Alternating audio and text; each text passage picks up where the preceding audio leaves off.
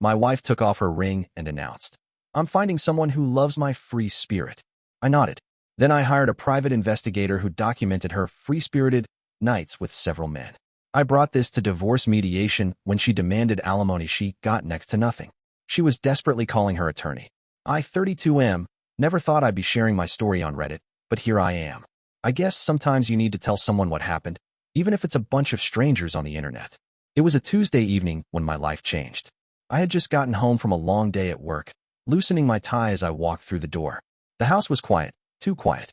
Usually, my wife would be in the kitchen or watching TV, but that day, she was sitting at our dining table with an expression I hadn't seen before. Determined. Cold.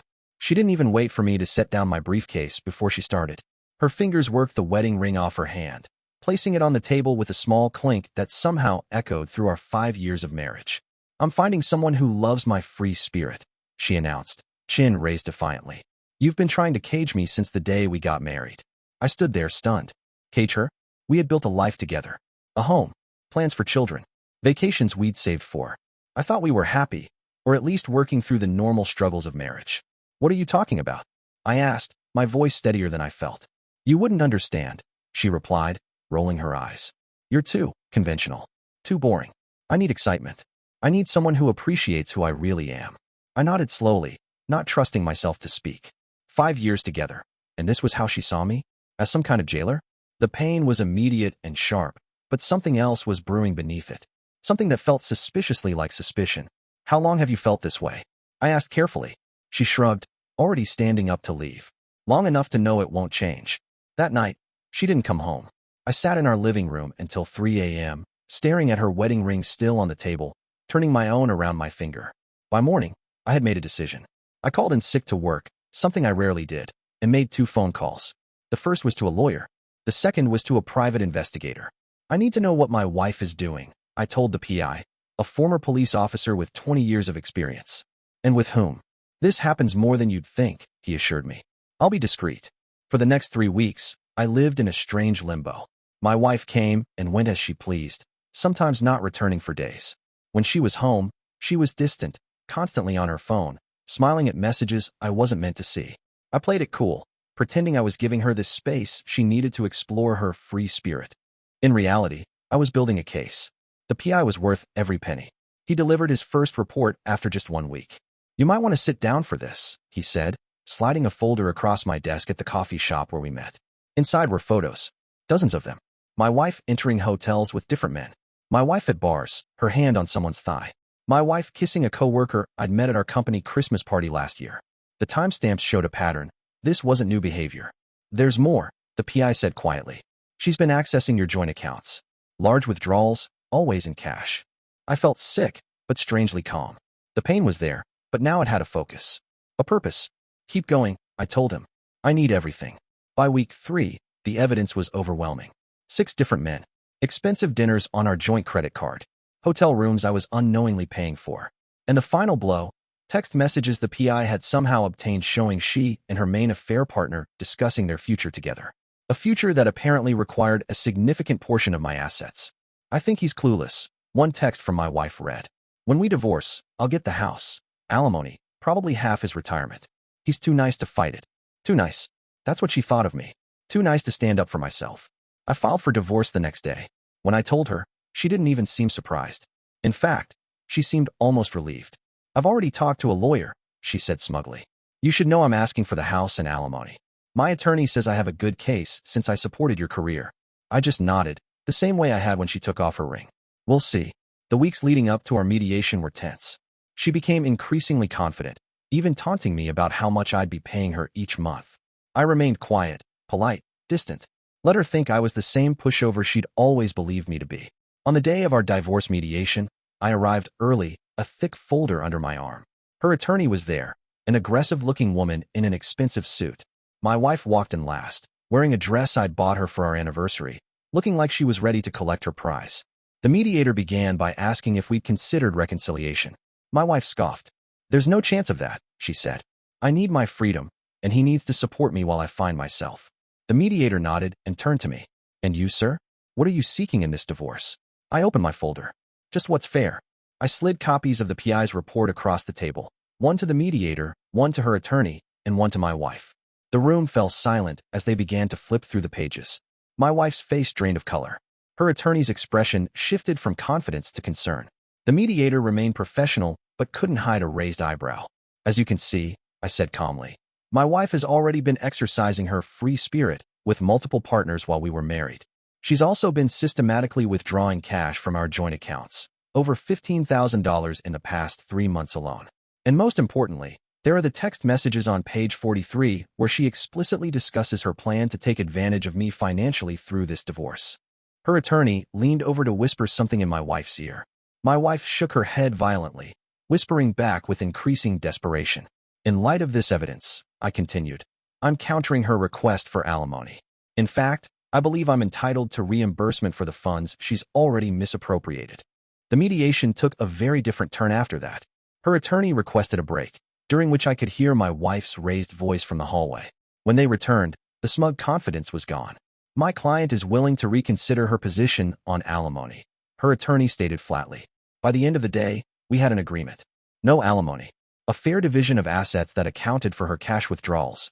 The house would be sold, and proceeds split after I was reimbursed for the mortgage payments I'd made alone during our separation.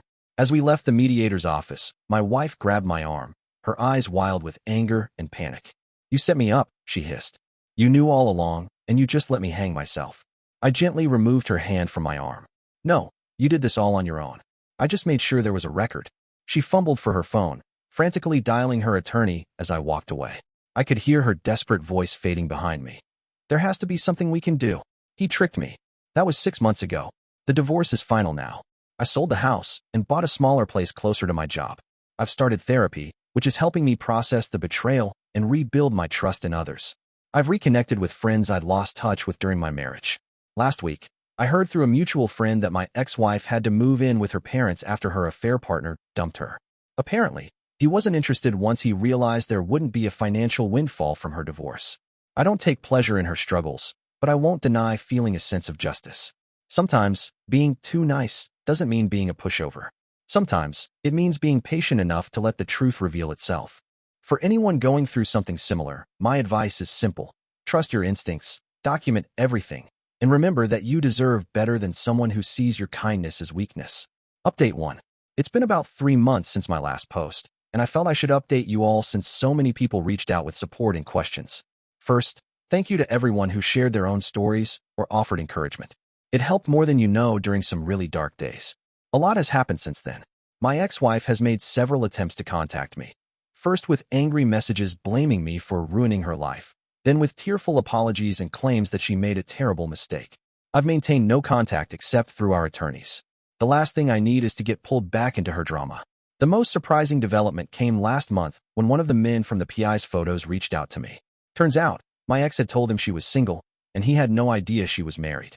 He discovered the truth when a mutual friend mentioned her divorce, which was news to him. He felt terrible and wanted to apologize, even though he wasn't the one who should be sorry. We actually met for a beer, and he filled in some gaps in the story. Apparently, my ex had been creating elaborate lies about her life, telling different stories to different men. To some, she was a soon-to-be divorced woman. To others, she was completely single. To him, she had claimed to be a widow. On the personal front, I've continued therapy, which has been invaluable. My therapist helped me recognize that my tendency to avoid conflict had made me an ideal target for my ex's manipulation. I'm working on being more assertive and setting healthier boundaries.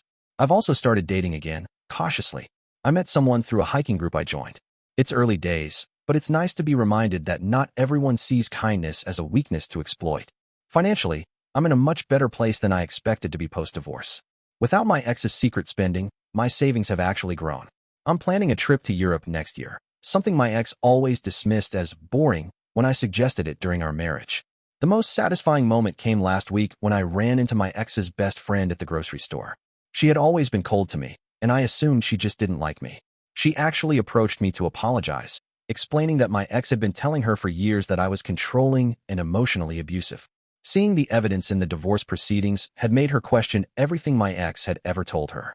She lied to everyone, she told me, looking genuinely remorseful. I'm sorry I believed her. I simply thanked her for the apology and moved on. There's no point in dwelling on the past or trying to correct every false narrative my ex created. The truth has a way of revealing itself eventually. Update 2. It's been almost a year since my original post, and this will likely be my final update, as I'm ready to close this chapter of my life completely. The divorce has been final for some time now, and I've settled into my new normal. The small house I bought has become a true home. I've renovated the kitchen, built a deck for summer barbecues, and created a space that's entirely mine. My relationship with the woman I mentioned in my last update has grown serious. She's kind, honest, and respects boundaries, all qualities I now recognize as essential. We've had open conversations about my past, and she's been patient as I work through occasional trust issues that still crop up. Taking things slowly has been the right approach for both of us. As for my ex-wife, I've heard she finally moved out of her parents' house and into an apartment with a roommate. She's working at a new job and, according to mutual friends, has been telling people she's finding herself after escaping an oppressive marriage. I find I don't really care about her narrative anymore.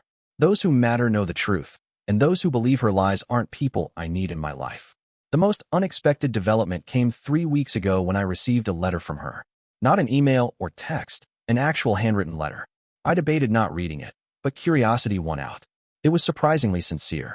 She acknowledged her betrayal, the lies, the manipulation. She didn't ask for forgiveness or reconciliation, just expressed regret for her actions and the pain she caused. She mentioned she's in therapy now too, working on her own issues. I didn't respond. Some bridges can't be rebuilt, and I have no interest in maintaining any connection with her. But I will admit the letter provided a certain closure I hadn't realized I was still seeking. The PI who helped me reached out recently too. He's retiring and was contacting past clients to tie up loose ends. He told me my case had stuck with him because of how calmly I had handled everything. Most people in your situation let emotion take over, he said. You played the long game. I suppose I did. Not out of some master plan for revenge, but because I needed to protect myself after years of being taken advantage of. Sometimes the best revenge isn't about getting even. It's about getting free. To those who followed my story and offered support, thank you. To those currently going through something similar, it gets better. Trust yourself, know your worth, and remember that how someone treats you says more about them than it does about you. I'm signing off now, not as a victim of betrayal, but as someone who reclaimed his life and found something better on the other side.